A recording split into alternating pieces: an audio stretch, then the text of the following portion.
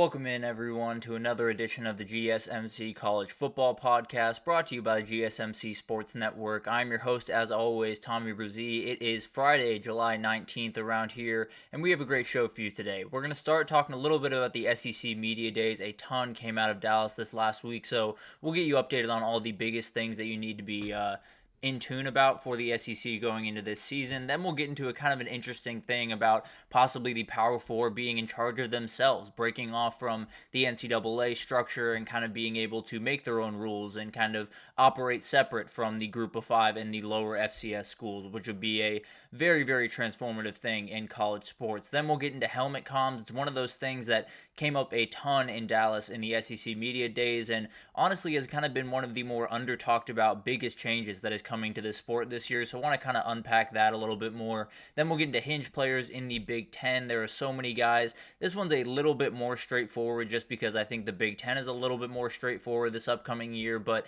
definitely some guys that could totally change the way that conference is viewed this year. And then we'll do a Friday weekend wrap up with all of the headlines that we missed throughout the week that we couldn't fit into a full segment, what have you. So a ton of stuff to update you guys on today. But before we jump in, I do want to remind you all we get tons of questions and comments throughout the show. And the best way for you all to get your question on the screen, we can have a fun back and forth here, is to use the tip and donation link at the bottom of the screen, gsmcpodcast.net. It's a huge help not only to us here at the network, but to you all. You get to kind of have a fun, interactive experience here, and I think that's always good for the both of us. So if you'd like to use that, please do. Again, it's gsmcpodcast.net.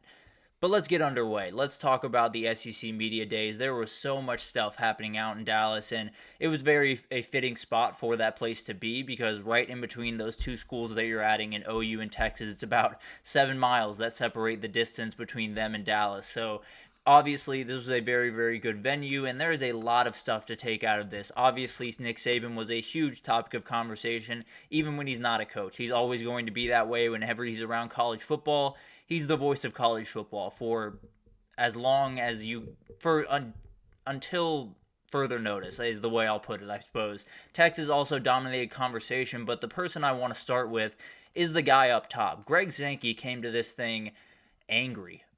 He came to this thing with a lot of aggression, I'll be totally honest with you, and he is one of those types of guys. He is going to speak his mind. He is not super worried about what other people think about him because he's sitting in a pretty good spot where he is right now as the commissioner of the SEC, but he had some things to say. Let's just put it that way. He took a little bit of a shot at Florida State about how he put it, complaining about not getting into the playoff. He talked about how UGA was another fantastic team that probably you could argue deserved to be in that didn't complain quite as much. He took a subtle little shot there, talked about conference realignment, which is obviously something that we've unpacked a ton on here, and basically just said he doesn't want to cut the pie into more pieces. That's exactly what he said, actually.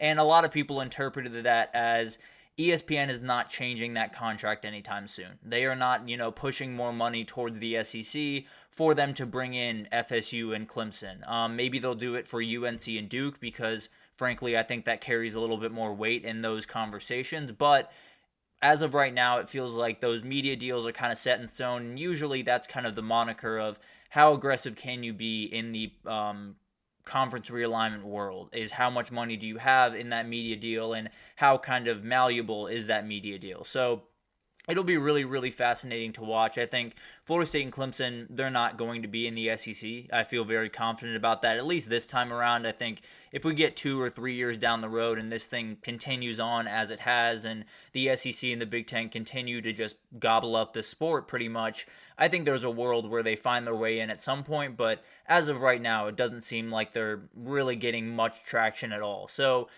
it's going to be the Big 12. I feel really confident about that at this point. I think going back to the ACC at this point would cause maybe more problems for Clemson and Florida State than they need. I don't think they would have nearly the amount of power that they had before all this started in those discussions because they know that they don't really want to be there. So the ACC definitely, I don't think, has much of a reason to bend the knee to these teams and allow them back in, although, you want to keep those two teams intact and would help your conference stay intact, of course, but it seems like it's going to be the Big 12, mostly because these two schools are just trying to find their way out any way they can. But Greg Sankey had plenty to say on that, that's for sure, and he definitely is someone that is going to have a ton to say over the next little bit about the future of college sports overall. So definitely will be really interesting every time we hear from him.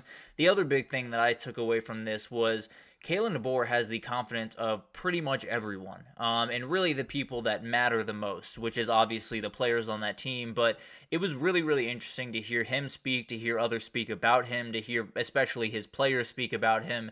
And they talked about all of the different changes, all of the different things that have kind of gotten a little bit different this upcoming year. You know, they're playing music at practice, which they used to never do under Nick Saban. It sounds like they're going to do morning practices during spring rather than late practices like Nick Saban did. So there are some ers and ahs that are the same, or that are different, but it feels like the business is the same. It feels like the intensity, the energy around that program hasn't really waned too much. It's obviously different. It's obviously going to be different throughout the season, but as of right now, they look really confident. Tyler Booker said he is definitely the right guy for the job. Malachi Moore and Jalen Milroe spoke really glowingly about him, and those are the guys you need. If you have those three guys in particular, if you have those three guys along with guys like Deontay Lawson, Jahad Carter, if you have those guys bought into what you're doing, you have everyone else on the team, because everyone is watching those guys to see how they should act, how they should go about business, and how they should look at the head coach. If Jalen Milroe is not the biggest fan of Kalen DeBoer and he lets that show to his other teammates, that's going to trickle down, and it's going to cause problems for Kalen DeBoer. But as of right now, it seems like everyone is on the same page, everyone's pulling in the right direction, and everyone's just really, really confident about this guy, including that guy right there. So I think that's going to be a huge thing for him. Will definitely be something that he's going to absolutely love going into the season, that he has these guys, because he really does need them to succeed this upcoming year. But the other thing that happened, obviously, Texas and OU are joining, and that's obviously a huge topic of conversation. Texas really dominated headlines with a number of different comments from Steve Sarkisian about the Arkansas fans hating Texas more than they like themselves, which Sam Pittman agreed with, but Landon Jackson, one of the players for Arkansas, didn't so much agree with. He also got about a million questions about the backup quarterback on this team, Arch Manning, as he probably will for the end of time, if I'm being totally honest with you. But it's very interesting to see these two on that stage, and frankly, if they could change that background to a white next time, I think that would look a lot better, but that's beside the point. I do think that it was really cool seeing all of these, those two brands in particular, along with Texas A&M, along with Arkansas, along with Missouri, some of the teams that they have some of that history with, I think was really awesome. And every single coach that spoke about some of the rivalries that they're getting back, including Steve Sarkisian and Mike Elko and Sam Pittman, all said they just cannot wait. They're so excited to get that underway, and just really love that is back on the schedule. And then Brent Venables is one of those guys that he walks around with his chest out and his head held high at all times. He is the ultimate confidence guy, and one of those guys that I can fully understand why everyone wants to play for him so bad. He is a ultimate I will run through a wall for you type of guy. So very much like him, I think he's someone that is coming into this with some issues. You know, that offensive and defensive line are not where he wants it to be, and I think he would tell you that. But I think at the end of the day, he's very confident in his team's abilities, and at the end of the day, I think he does have a little bit of a season here where, say they go 8-4. I don't think there's Oklahoma fans that are super mad about that. I don't think they necessarily love it. I don't think they're overly over the moon by any means, but I do think they kind of understand what they're up against, and they understand that 8 wins or anything above 8 wins is a win for this season, and kind of take that and move forward. And this guy has such a clear vision for what he wants his program to be, and everything is moving along pretty much exactly as he planned. So it's going really beautifully for him, and I think he's walking into this conference with, at the very least, as much confidence as you could possibly expect from that coach. So very impressed by him. And then the guy that was looming large was Nick Saban. He's obviously passing the torch to that guy right there, Kalen DeBoer, and they exchanged some pleasantries throughout the weekend, but he made his transition to media, made a little bit more money during that process, and he was out in full force. He was all over the place. He started by giving us his SEC title pick. It was UGA versus Texas, so went a little bit chalk for the old coach there, and a lot of people were surprised he didn't pick Bama. I'm telling you confidently, there was no world where he was picking Bama, because there was no world where he was missing a chance to give that team bulletin board material, especially from that guy. So he was absolutely going to pick someone else, and he went with the two teams that are the top teams going into this year. So definitely a very interesting pick there. Tyler Booker took a little bit of shot at him, kind of a fun shot at him, where he always said, don't let anyone who lives in his mom's basement determine how you feel. And he said, I'm not going to let a guy who plays golf all day determine how I feel. So it's kind of that sentiment that Nick Saban left, but the mentality has not changed at all, even when you're talking about Nick Saban. So very much like that. It was, a little bit awkward at points. It was a little bit weird to see him on the SEC network desk and not as a head coach, and some of the other head coaches found that a little bit weird as well. Kirby Smart said before the media meeting with Saban and all of the SEC people, he said it was like giving answers to Darth Vader. It was like giving answers to a guy that has just absolutely dominated you for quite some time and has been the boogeyman for a lot of his career. So obviously that was a very, very interesting thing. He also gave compliments out to just so many people because he finally can. He doesn't have to mince words talking about some of these people.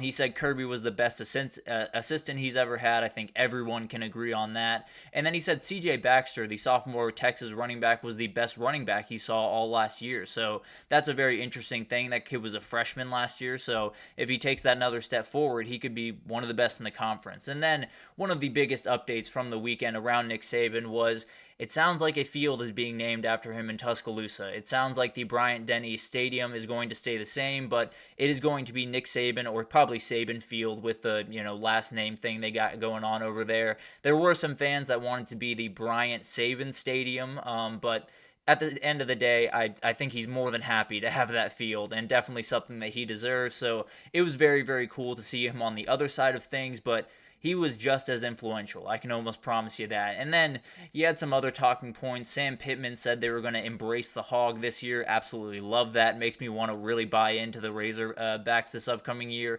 Randall Cobb is joining the SEC Media Network crew, which is really, really cool. A very, very knowledgeable football guy that has been in the sport for just so long. So very much cool energy there. You also had Lane Kiffin, Brian Kelly coming in with a ton of energy. Lane Kiffin took a not so subtle shot at Paul Feinbaum, which was very, very funny. There was a huge debate over Harold Perkins' position going into this year. Billy Napier's had questions about the hot seat. So many things happening out there in Dallas, but it was an awesome week. There's no two ways about that. Every time the SEC Media Days come around, you're in for a week with a ton of headlines, with a ton of talking points, with just a little bit of pettiness in between. So absolutely loved it. It was definitely something that I would absolutely love to be at in 2025, and I have every intention of being at in 2025, covering it and being up close and personal. But at the end of the day, this was a great, great SEC Media Days and just gets us a little bit more excited for the season. But let's take our first break here, and when we come back, we're going to talk about one of the biggest changes that could be coming to college sports. It sounds like the NCAA is not mad about the idea of the Power Four kind of breaking off and governing itself. So we'll break down what that looks like and how it could totally transform college sports in general right after this. So stick with us. I feel like I'm losing my mind. Is everybody in the world blind? Please, Lord, give me a sign, a sign. I feel like I'm losing my mind. Is everybody in the world blind? Please, Lord, give me a sign, a sign. I wanna be the greatest. Everybody on the fake shit. I look around and feel like everybody is the fakest. I make this every day and I'm impatient, hoping one day I blow up from the basement. Statement, the top is so vacant. I don't hear shit that I think is amazing. Waiting for my day when I'm playing sold out shows for 1,000 faces. Hey, give me that crown. Get in my way and to be put down. It ain't your place, all this my town. If I want that shit, then I'll get it right now. I'm losing it, the noose it fits. I'm losing shit, a stupid myth. You choose to live or choose to dip. You choose to fight or lose your grip and lose a gift. I feel like I'm losing my mind. Is everybody in the world blind? Please, Lord, give me a sign, a sign. I feel like I'm losing my mind. Is everybody in the world blind? Alrighty, welcome back everyone. We just did a little bit of an SEC Media Day update. A ton of stuff happened out in Dallas, and we might have to unpack a little bit more of it as we get throughout the show. We definitely have one segment right after this that will unpack a big topic of conversation over there, but let's get into a big time thing that is happening kind of behind the scenes right now, but could be coming in front of the scenes very, very quickly here pretty soon. Charlie Baker, the NCAA president, and someone that has been a big topic of conversation for quite some time. Apologize for that lower third. He is someone that has a ton of power in the sport. He is someone that absolutely dictates a ton of things that happen in terms of structure, in terms of the way that they're going to police things. All of this stuff kind of goes through this guy. And it's created kind of an interesting situation for a lot of these sports where there's kind of a confusion of what the structure is for specific sports, at least from my perspective. I think there's a lot of confusion of who's in charge of specific sports and how can they fully be in charge if they're not hyper focused on it. So someone like Charlie Baker, who has a lot of power in these conversations and is someone that sits at a very, very high table in terms of the college football and college sports world, you can't necessarily go to him if you have a specific college football problem or if you have a specific college basketball problem.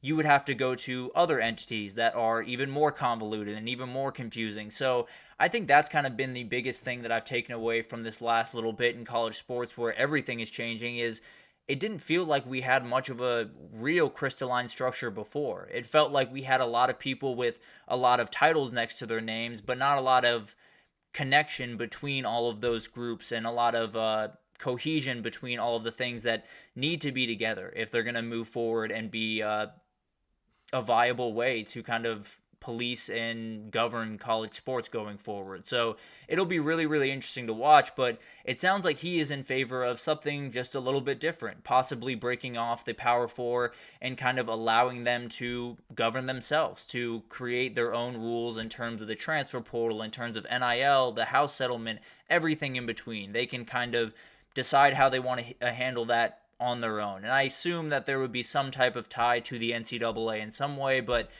for the most part, these four conferences would just kind of stand alone and be able to operate on their own. And obviously, this is going to cause a ton of different, hurdles and a ton of different issues on the back end of this. Like someone that was talking about this said, essentially, you're creating two different Division Ones, and that hasn't happened, obviously, since the FCS broke off, but it could happen once again, where you have the Power Four, and then you have the Group of Five, and then you have the FCS. So that's kind of the way that, frankly, I've seen this going for quite some time, and I think a lot of people have seen this going for quite some time. So that's obviously going to be a huge topic of conversation, but it has to get through a huge council up in the NCAA, and it's not necessarily lean towards the Power Four conferences quite as much as a lot of the other stuff in the sport is. Only 14 of the 40 members in that council are Power Four from the Power Four conferences, and that could lead to kind of this getting shut down before it really gets started. So that would be a very, very interesting thing to watch. And I think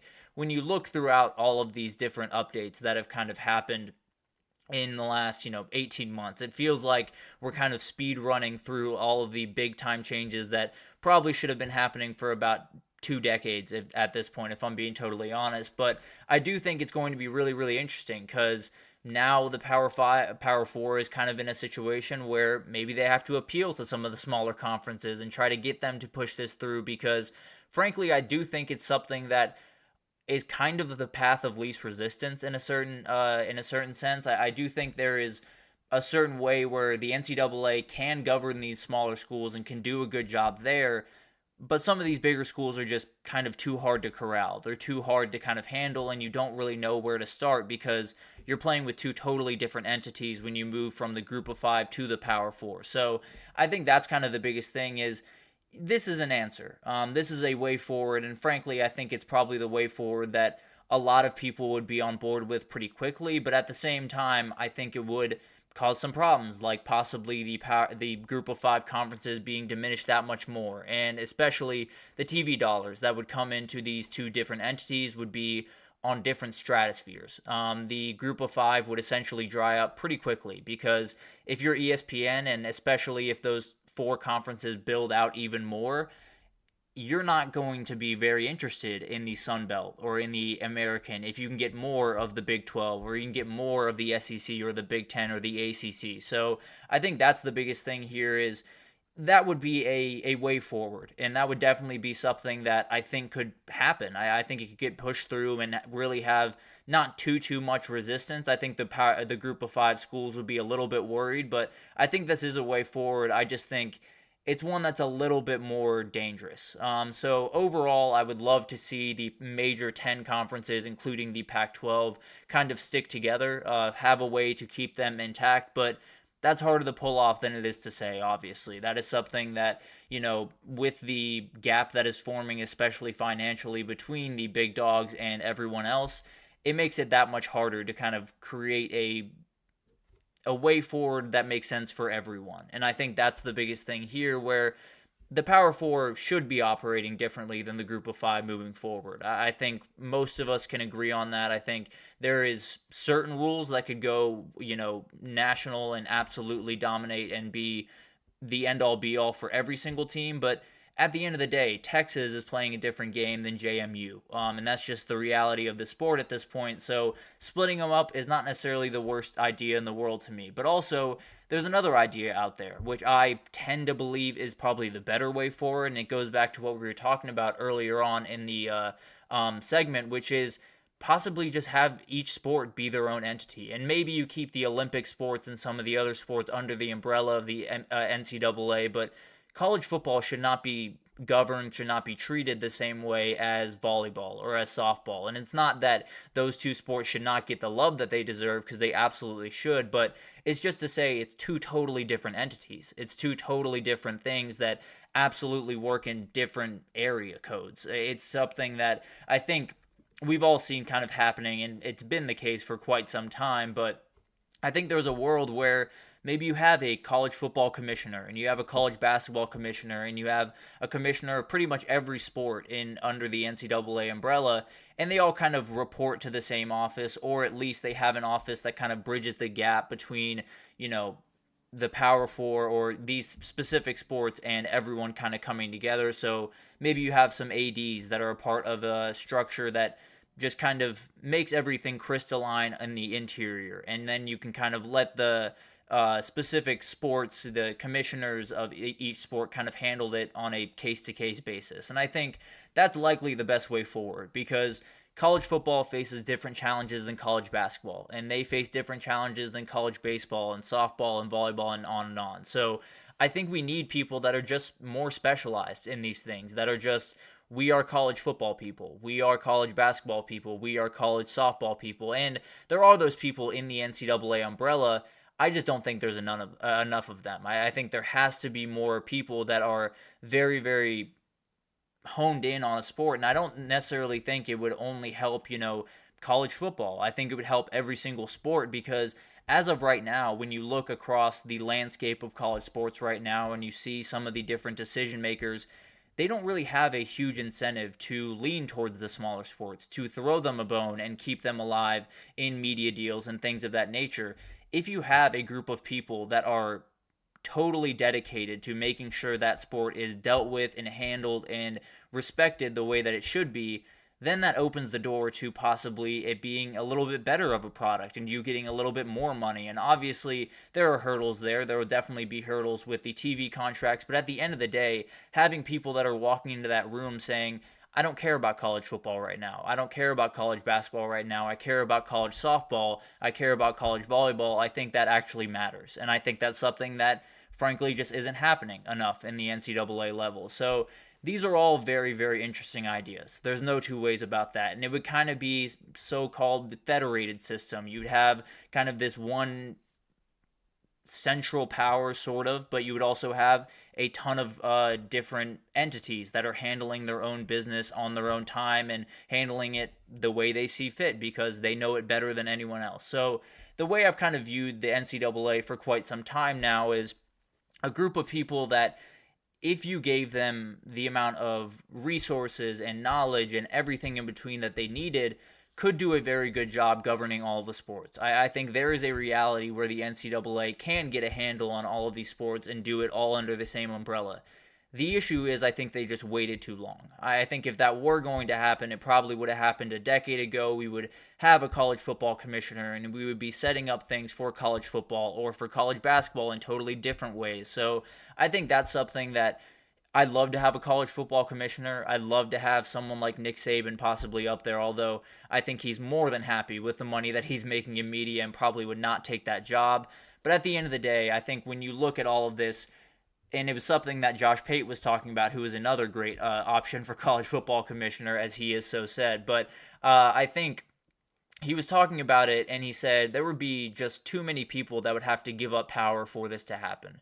There would be too many people to say, yeah, we don't fully understand what we're doing in the world of college football. Maybe someone else should take over. And that is not something that these people do very often. If you've followed this stuff for any amount of time, you've realized these are very prideful people, and it would be very, very tough for them to say, yeah, we'll cede a little bit of money, we'll give up a little bit of power for the good of the sport and for the good of college sports in general. So it's something that I'd love to see, frankly, because I think it's the best way forward. I think it gives us a person to look at in every single sport and say, that's the guy. We don't just all have to look at Charlie Baker and ask, who's the person we should be mad at during this time? We can look at someone up at the very top and say, you're in charge of college football, you're in charge of college basketball, you're in charge of college baseball, and I think it would just make things so much more streamlined in terms of everyone, in terms of fans understanding what's going on in their sport, and also I think it would just make everything easier when you talk about the behind-the-scenes stuff. You wouldn't have to fight through so much red tape to get to progress, and that's obviously where we all want to get to, is just stability. At the end of the day, we want to get to a place where we understand what the rules are, we understand what our sport is, and we can move forward from there. But at the end of the day, I think a lot of things would have to happen for this to happen and for what I want to happen, if I'm being totally honest. Because if I had it my way, I would split all of these sports. I would make sure that they were all covered by specific people, and they would go off and they would do their business. But that's not necessarily reality that we're working in, and there's definitely some contracts that would make that relatively tough. But it's obviously a very, very interesting thing, and if the NCAA president is pushing for it, then you'll likely hear from it again. So we'll unpack that as it kind of develops a little bit more. But next, I want to get into something that was kind of one of the more under-talked about biggest changes going into this year, and that's helmet communication. That's something that we've unpacked a little bit on here, but I really want to get into it because SEC Media Days had a ton to say about it. So we'll unpack all of that right after this, so stick with us. Looking for your daily fix of sports talk without having to pay for it? GSMC Sports Network is available on YouTube. Just search GSMC Sports Network. Get your fix of daily sports talk shows on YouTube, absolutely free. NFL, college football, NBA, MLB, MMA, UFC, fantasy football, and so much more. GSMC Sports Network has shows running all day long, with new sports shows starting every 2 hours. Just like on your favorite cable sports channel, except GSMC Sports Network is absolutely free. Just search GSMC Sports Network on YouTube to catch one of your new favorite shows, like the GSMC College Football Podcast, Chip Shot Football Podcast, Hoops and Heels Women's Sports Podcast, GSMC Basketball Podcast, and so many more. Check it out for yourself. GSMC Sports Network, now available on YouTube absolutely free. Search GSMC Sports Network on YouTube right now. Alrighty, welcome back everyone. We just talked about a little bit of an update from the kind of behind the scenes structure of the NCAA. It seems like the Power Four could be heading for self-governance going forward, and definitely would be a wildly altering thing to college sports. So definitely something that we will unpack as it kind of goes down the train tracks and possibly gets closer to reality. But let's get into helmet communication, because it's something that I've known it's coming for quite some time. I think all of us, there's so many changes going on that maybe you didn't know that this was coming. But the reality is, it is one of the biggest changes that is coming this upcoming year. I understand that everyone is going towards the conference changes and the playoff, and all of that stuff is going to be very transformative. But if we're talking about the pure football effect, there's nothing that affects it more than this. And it's definitely something that is going to define college football in this year in particular, and especially going forward over the next couple of years. So we'll get into this, and I think the biggest thing here is there's so much that we don't see, right? There's so much that we don't know about what's going on the football field. And all of that has to be relayed into the players before snap. All of that stuff has to be in their mind and ready to roll by the time the ball is snapped. We used to do signs, as you can see right there, and definitely would be a way that some might go this season. It's something that I kind of want to get to into right here. And it comes from CJ Vogel, who is over at On Texas Football. They do a fantastic job covering the Horns if you are a Texas fan out there. But he was talking about Brent Venables' comments on the helmet communications and how it kind of changes the sport and the different ways they've loved it, the different ways they've not so much liked it. And one of the things he touched on was just how incredible it is to have the tablets on the sideline, mainly because it used to be you would get 4 still images from the play that you could look over, but that only gives you so much. You can only see so much, and you can only see how he goes through his progression so much, that type of thing. So that was obviously a huge, huge boost, even on the defensive side of the ball. You get to see how the play develops, how certain receivers run their routes, that type of thing. So he spoke very glowingly about that. He did say there was the other possibility where sometimes it's a little bit too much communication. Sometimes you're getting in this guy's ear and kind of he's short-circuiting. He's not fully understanding what you're saying, or he's just getting like a little bit caught up in the moment and can't process all the information that they're being given all at one time. So that's going to be a really interesting thing, is how confident are you in that middle linebacker to disseminate all the information you need to do and to possibly diagnose a play and make a play without anyone else's help. And that's something else that they kind of touched on, where hypothetically there's a world where some defenses outplay offenses with this new moniker. Now, I think that offenses tend to have the advantage here, but just in general, if you have a really good middle linebacker, let's say Danny Stutzman, for example, a very veteran guy that pretty much can make every single play on the field, Brent Venables can get in that guy's ear and say, if they do an orbit motion from the left right here, it's going to be a screen pass out to that guy, and I want you to, get there early. And that's something that you can do. And if you have a veteran guy there that has done his film tape, that knows exactly how this is going to go and knows the timing of everything, he's going to blow that play up before it starts. And I think that's the biggest thing here, is who is the aggressor? Who is the better of the two between the quarterback and the middle linebacker? Who is the more experienced? Who has the better relationship with their coach, which is something we'll get into here in a second. All of that stuff really, really matters, and it's something that is going to be really interesting to watch, on top of the linebacker having to communicate all of this stuff, which is pretty much second nature to an NFL player, but is not necessarily as easy for a college kid to disseminate all of that information to the secondary and then to the D-line, because when they were testing this last year, they had one in the D-line's head, they had one in the linebackers, they had one in the safeties, and that made it so much easier for everyone to be on the same page, for everyone to have everyone aligned and not have to communicate with 10 guys. You only have to communicate with 3 or 4 guys on your specific position group. That's a huge difference, and will definitely be something that will define this a lot. How good is your linebacker at disseminating information? How good is your quarterback at disseminating information? And if he's not so good, they just go back to those big cards with 4 different things on them, and you figure out what the play call is from there. So it's one of those things that is going to be transformative for so many teams, and definitely going to change the way, especially high-level football, the Power 4 conferences and all of those teams play football. It's totally going to transform that. It's also going to transform the way that some other schools handle it. Maybe they don't lean into it as much, at least this initial year, and maybe they go back to the tried and true, holding up those signs and trying to figure out a play call. So it's very interesting. It's definitely something that will be a case-by-case basis based on how good is your quarterback at getting the information out to the people that he needs it to, or your linebacker doing that, whatever have you.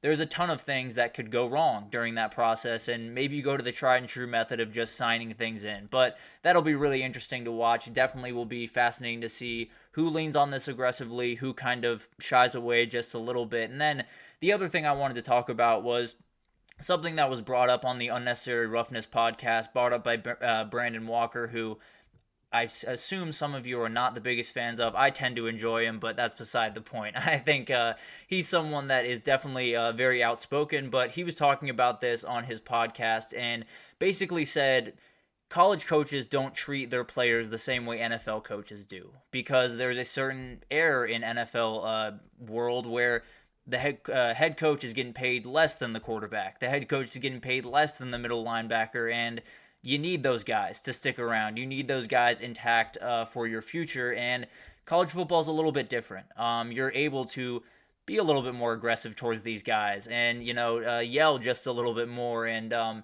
because if things go wrong and that guy doesn't respond very well, maybe you just go get another one from the portal. So that's definitely a really interesting kind of thing here, and it adds the biggest dynamic to this, if I'm being totally honest, which is how comfortable are you with your quarterback and your coach? How comfortable do you feel that they're on the exact same page, that they know exactly what the other is saying, and that they won't get into a fight on the sideline because they were communicating wrong, or because the coach was yelling in his ear, what have you. There are certain things that could go wrong, and it comes down to how close is that play caller or that person in the headset and the guy receiving that information. And that's going to be really the biggest separator, if I'm being totally honest. I think that's the thing that you're going to find out.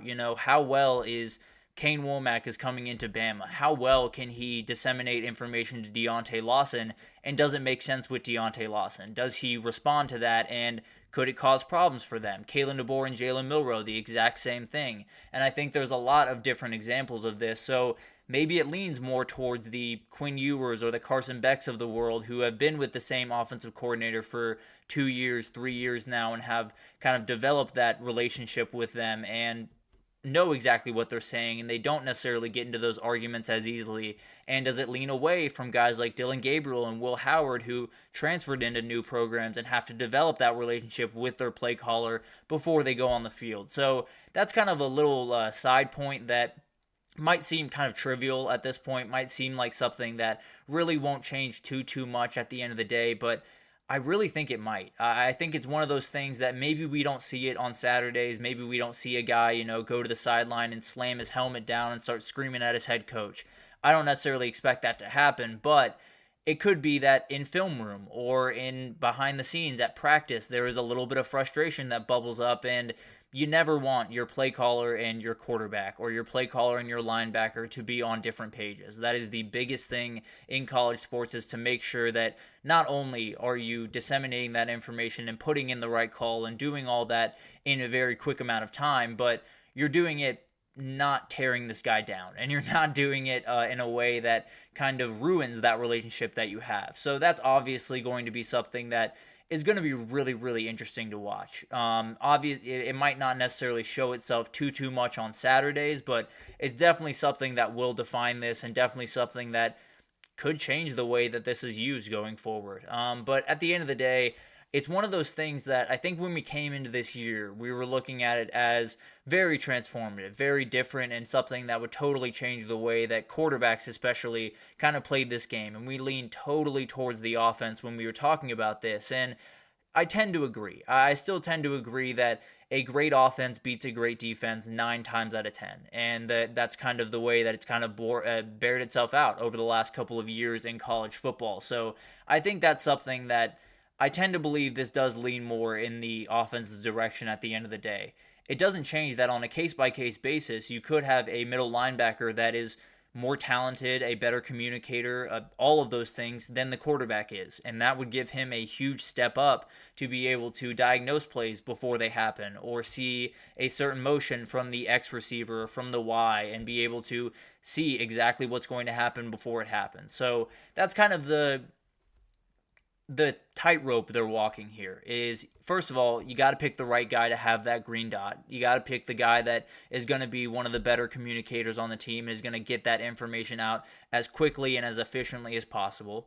You have to make sure that the connection between him and his defensive coordinator or his offensive coordinator is as strong as you think it is, because cracks start to form pretty quickly if there is anything that could go wrong in these kind of situations. So definitely something that you're going to have to absolutely make sure of, that Steve Sarkisian and Quinn Ewers are absolutely on the same page, and they absolutely will not take offense if Steve Sarkisian is a little aggressive through that mic. So I think that's kind of the big things here. There's so many different implications when you talk about all of the different things that could happen because of this. I think it's going to elevate the level of football at the highest level of this sport. I think it's going to be much more of a chess match between the play callers, and it's going to be really, really fun to watch who is separating themselves as the play caller this upcoming year. But at the end of the day, there are hurdles. There are a ton of things that need to get in place, and there are definitely some places around the country I can almost promise you that don't have it where they want to have it right now. So it'll be really interesting to see, who really leans into this. Who is the team that absolutely uses this for every single play? Is there a team that doesn't use this much at all? And they kind of lean more toward the signs and that type of thing just because it's easier to get that to all 11 people at the same time than going through one guy to get it out to everyone. So it's going to be fascinating to watch, that's for sure. But it's one of those changes that has kind of gone under the radar with all of the other things that have been happening in the sport this offseason. But it's one of those that is going to be one of the most defining and definitely will be just incredible to watch unfold. But we'll take our third break here, and when we come back, we're going to talk about the hinge players in the Big Ten. We did the SEC, now we'll do the Big Ten, and this one's a little bit more straightforward just because the Big Ten's a little bit more straightforward than the SEC this upcoming year. But we'll break down those players I have for you right after this, so stick with us.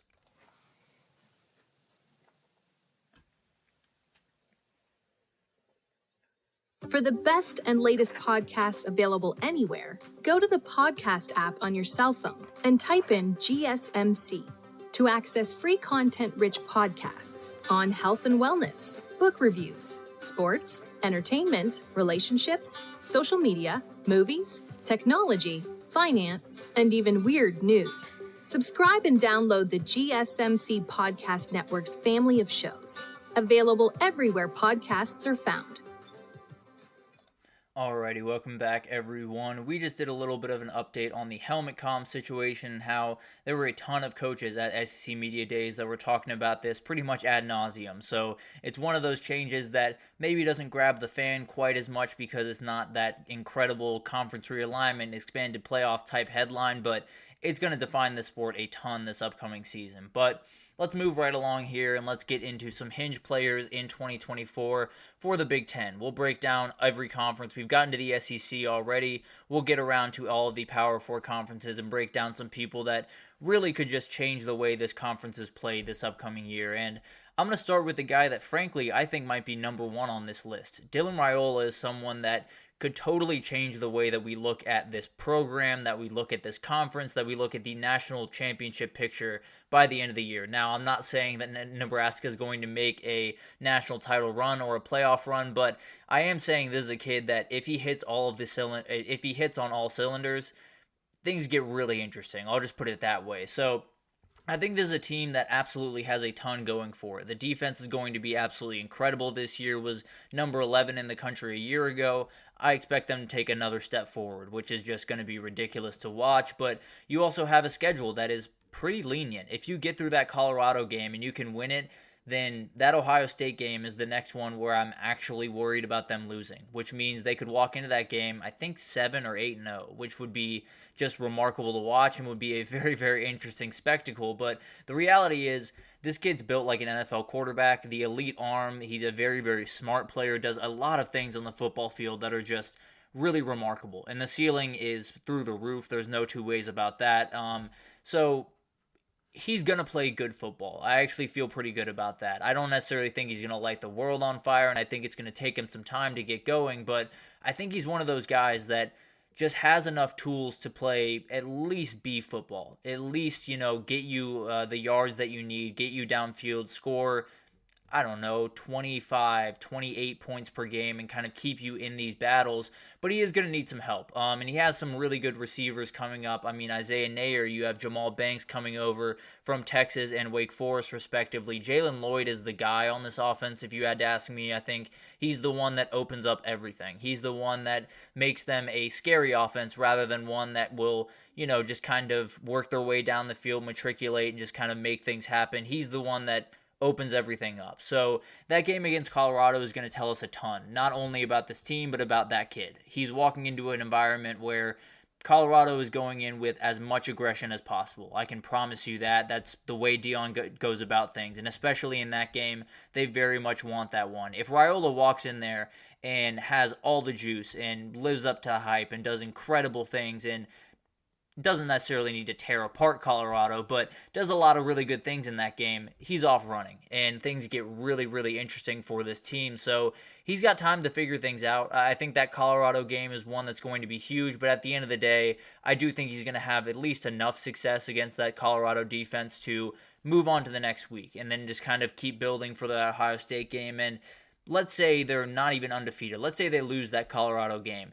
There's still a real reality where they walk into the Ohio State game 7-1 with a chance to go to a playoff. And I know that Ohio State game will be very, very tough for them, but I do think this is a team that if this guy comes together, if this guy lives up to the hype that he has been built up to be, this is a team that can win this conference. And I know that sounds crazy to say. I really do feel it at this point. But moving along, we got Drew Aller. He's someone that I think is hugely important for this team and frankly could change college football. It could change the entirety of college football this upcoming year if he can hit, because that was the big problem with him was he played good football last year. There were a number of things that you saw from him where it was really, really impressive. And then he played Ohio State, and then he played Michigan, and things were really, really ugly in those games. So I think that's the biggest thing is he's got to be able to play really consistent football every single week, and I think bringing in Andy Kotelnicki from Kansas really does help that. Andy Kotelnicki is one of those guys that really, really does help all of his quarterbacks just be in the right place, just make the right play, make what's in front of you, not, the incredible play that you want to make. So I think that's the biggest thing here. It really keeps everything locked in. It keeps everything really set up well for him, I guess is the best way to put it. So the ceiling is super high. I feel really good about this run game kind of helping him bridge the gap between, playing okay football and playing really good football. So there's a lot of things that can really, really happen for this guy this upcoming year, but you got to see it on the football field before you can feel really confident. But I very much like him, and I think if he hits, then this Penn State team is another team that can absolutely win this conference. And then we have Alex Orji. I think this is absolutely the guy that Michigan has so many things in place. The O-line is going to be good because it's always good. I'm just being honest. It won't be bad until it's proven to be bad in my eyes. So the run game will always be elite. The defense is going to be suffocating in so many different ways. I feel really good about all of those things.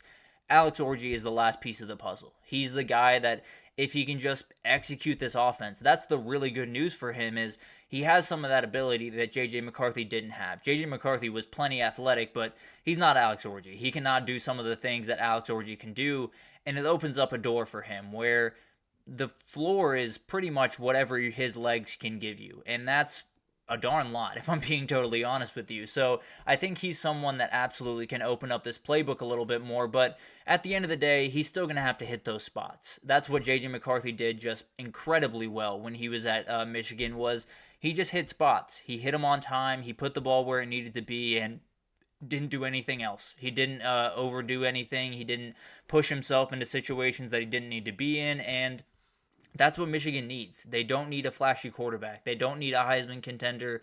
They just need a guy that can execute. So I'm really excited to watch Michigan for about a million reasons with all the changes out there, but this guy's number one just because what he does on the field is remarkable, but what he's capable of doing on the field is really the thing that is just, I think it's through the roof. So it would be really, really cool to see what he can do this upcoming year. And if he hits, Michigan might just find themselves right back where they've been the last couple of years at the very top of this conference.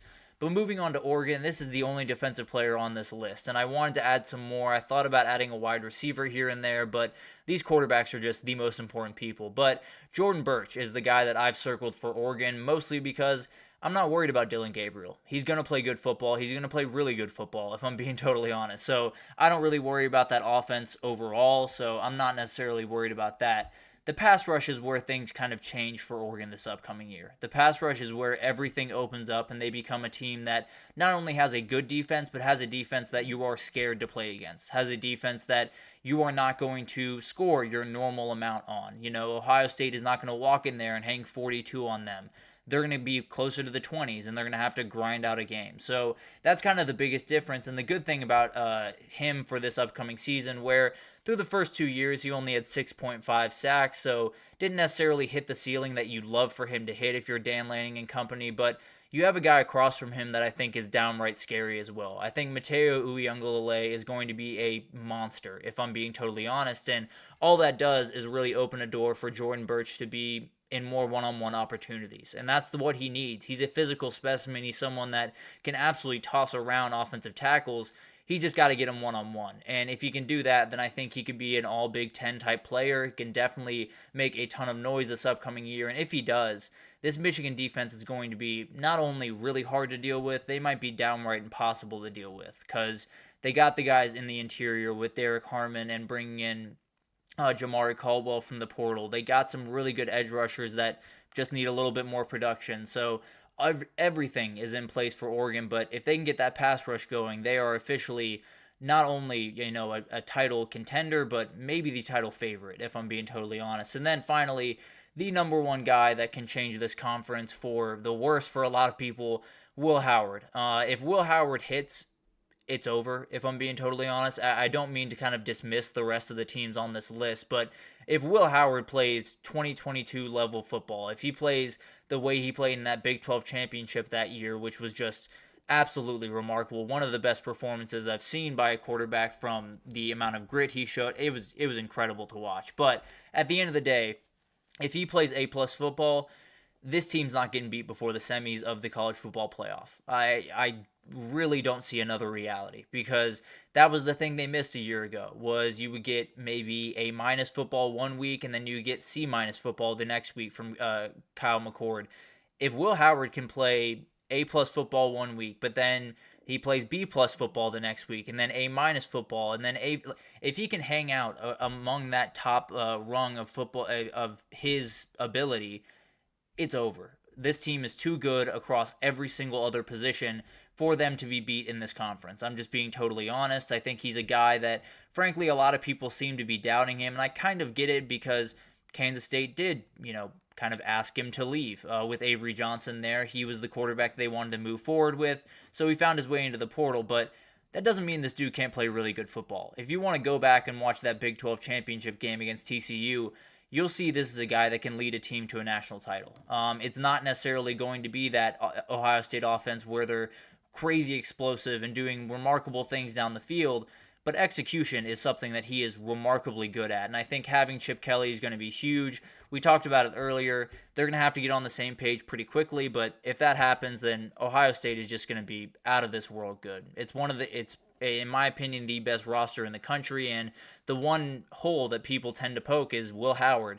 If he hits, then it's over. And if he's your weakest link, that's a pretty good weak link, I'll be totally honest with you. So I think Will Howard might just be the most important player in the entire country, if I'm being totally honest with you, because if he hits the way that, he is capable of hitting, this is a team that's just going to be near impossible to beat. But it'll be really, really interesting to watch all of that unfold. Obviously, there are a ton of other players. I thought about Julian Fleming for Penn State. Harrison Wallace for Penn State is going to be a huge player for them. So there's a ton of other guys that absolutely are going to be huge in this conference. But when you look at it, there's those couple of teams up top that you really think have a shot, and those quarterbacks are going to have to do a ton to make that stuff happen. So it'll be really interesting to watch that unfold. But let's take our final break here. And when we come back, we're going to do kind of a weekend wrap-up, just get you updated on all the headlines that we missed throughout the week that we didn't quite have a chance to get into a full segment, that type of thing. So we have, I believe, 4 for you today that will break down right after this. So stick with us.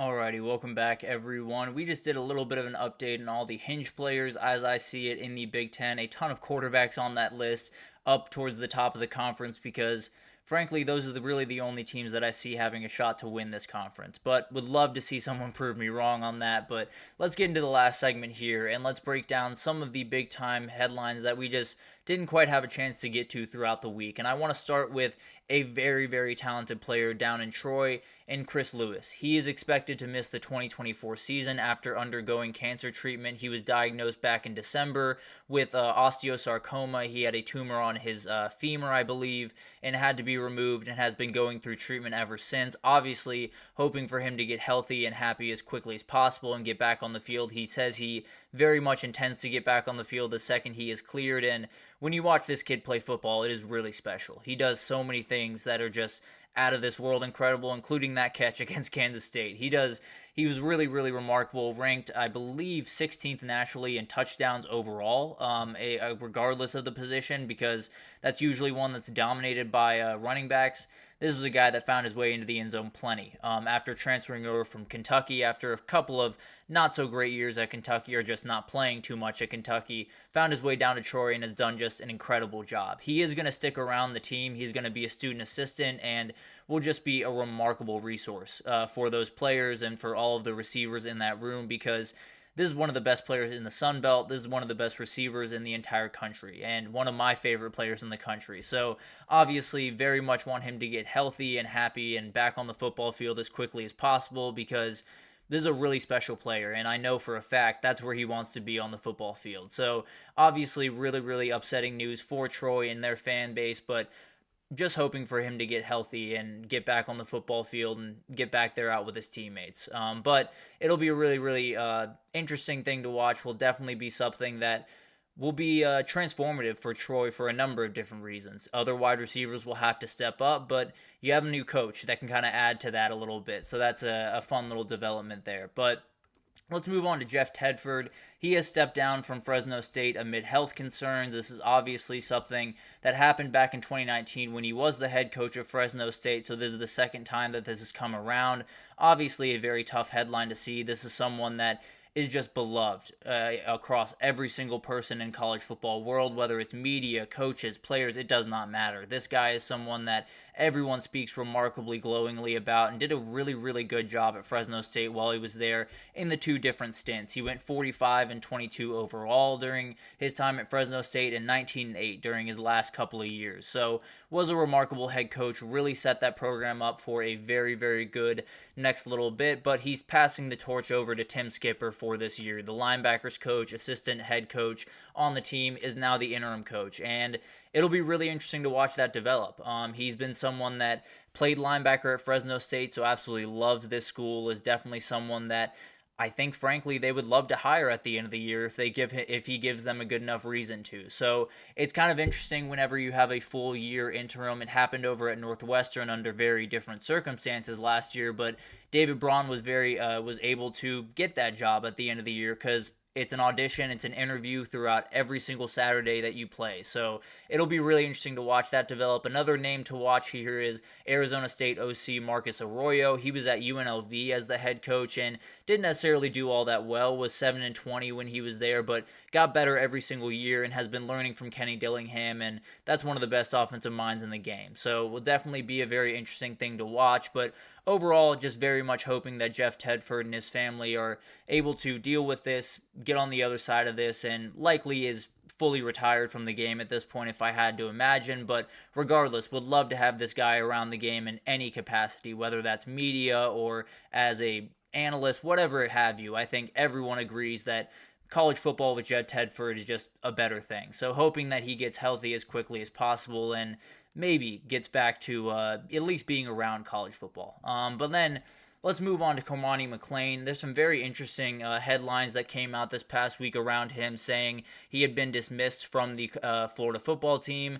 That was not the case. There was definitely some very, very interesting things that came out from this, and Billy Napier kind of quieted that, saying it was kind of blown out of proportion. He's doing fine. There's a lot of things. He's well aware of his history is one thing that he said. So it seems like this guy's trying to work, and he's trying to do the right things, and obviously there are some things that precede him. Dion had some not so great things to say about him when he was at Colorado, not being as committed as he should be, not being as locked in on film rooms and being late to meetings, that type of thing. So obviously there are some things that come with this kid. There's no two ways about that. But there was a little bit of frustration in my point of view from this, just because this kid is trying. It's very obvious to me. Billy Napier says it, and every coach in that locker room says it, that this kid is trying to become a little bit better in those aspects, is trying to be a little bit more attentive and try to be a little bit more committed to his craft. And it's a little bit frustrating when you see a headline like this come out and it not end up being true, because it just kind of adds to this lore around this kid that, he didn't earn. He didn't get knocked off the Florida football team. He didn't get kicked off that team. And, reporting that, whether it's true or not, and whether you redact that or not going on, it does change the way that some people look at him. So I think that's kind of just upsetting more than anything else. It was just kind of frustrating for me, because it feels like a kid that's still very young. It's still very early on in his career, and he's going to have some mistakes, and he's trying to learn from those mistakes. And, adding to this by saying, well, he just got kicked off the new team that he's been on for 2 months, I don't think necessarily helps him out by any means. So I don't necessarily love it. I understand people get false rumors and everything, but when it's about a kid that has had some of the troubles that Cormani McClain has had and is getting kicked off a team, I just think they should go through a little bit more checking before they put that out in the world. But that was just kind of a side point that I had just a little bit of beef with throughout this week. But finally, the UFL draft happened this week, and obviously the NFL is where a lot of these guys want to end up, but there's some other options, and playing professional football is obviously the end goal for all these guys, so this is a way to do it, and it's very, very cool for a lot of these guys. So I want to break down 4 guys that were picked that are big-time college football players, and definitely guys that you will know the name of. Let's start with Jason Bean. He was the quarterback at Kansas, one of the guys that took over for Jalen Daniels when a lot of these injuries happened, and played really good football in a lot of different ways. Is obviously more of a runner than a passer in a lot of different ways, but last year, if you were watching the UFL at all, you saw Adrian Martinez just do ridiculous things on the ground and win that MVP. So maybe that's the way for Jason Bean. He is now a Memphis showboat, and definitely will be a very interesting thing to watch. Cannot wait to see this guy on the football field this spring. But moving on here, Kalen DeLoach got picked up by the Arlington Renegades. He had a play, probably the play of the year, if I'm being totally honest, for Florida State against Clemson, where he just absolutely knocked Cade Klubnik and jarred that ball loose, and it changed that game overnight, really. It totally flipped that game on its head and pretty much won Florida State the game. But a very, very talented player that is going to be really, really fun to watch wherever he ends up going forward.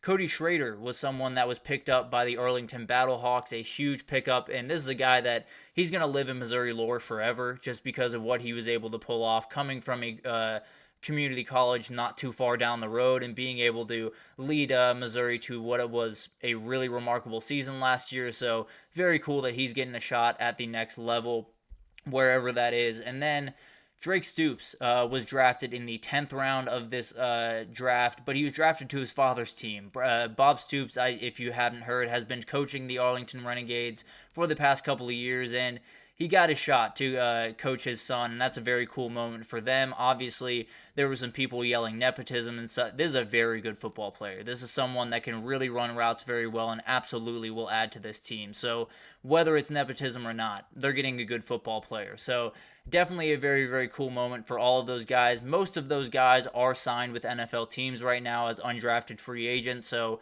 some of this will depend on, do they make the 53-man roster, do they not? But if I had to imagine, I would say those 4 people will not make the 53-man roster, at least this time around. Maybe they make the practice squad and kind of work their way up, but you could see them in the UFL this time next year, and would be very, very cool to watch all those guys, because it just gives those guys that you really loved watching at college football another chance to play professional football, which is always a really cool thing, whether it's the NFL or the UFL or the AFL, I don't care. As long as you get a chance to play the sport that you love for as long as you can, that's the end goal for all of these kids. So definitely a really cool moment for all of them. But that'll do it for this edition of the GSMC College Football Podcast, brought to you by the GSMC Sports Network. Your support means a lot to us, so please remember to subscribe to the show, leave a positive review. It does make a huge difference for us.